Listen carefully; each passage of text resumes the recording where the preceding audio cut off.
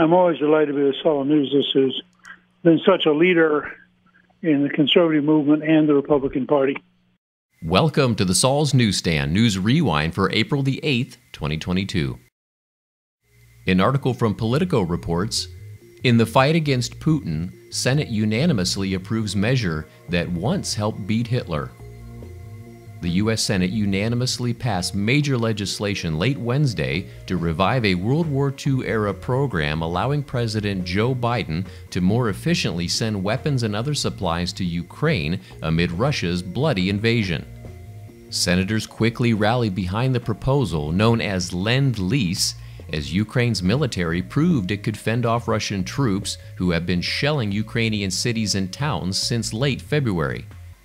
The Lend-Lease program, created during World War II, was seen as a game-changer in the conflict, as it allowed the U.S. to quickly resupply the Allies without time-consuming procedural hurdles.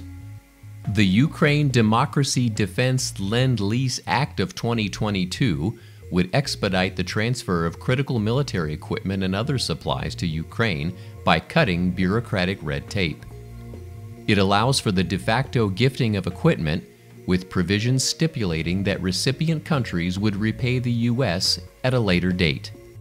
The Daily Wire reports, Dick Durbin admits Republican SCOTUS nominees should have been handled better by Democrats. Senate Majority Whip Dick Durbin, a Democrat from Illinois, conceded that Democrats should have handled the nominations of past Republican nominees to the Supreme Court better. In remarks on the floor of the Senate on Wednesday, Durbin claimed that Republicans were, quote, unfair in framing Judge Ketanji Brown Jackson's record on crime during her confirmation hearings, but admitted that the procedure for Republican nominees should have been handled better. But Durbin's comments drew no sympathy from conservatives.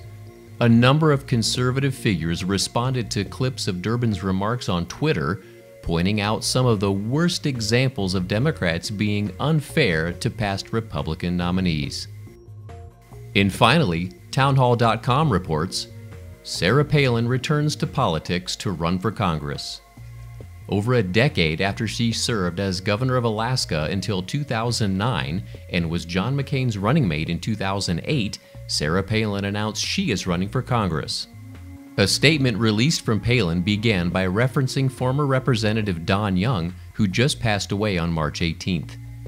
The special election primary will take place on June 11th, with the general election being held on August 16th to replace the late Representative Young. As Alaska is an at-large district, it is currently without a representative. Palin's statement referenced how America is at a tipping point and credited how she's watched the far left destroy the country as motivation for why she's running. This week, we'll let Joe Biden have the last word.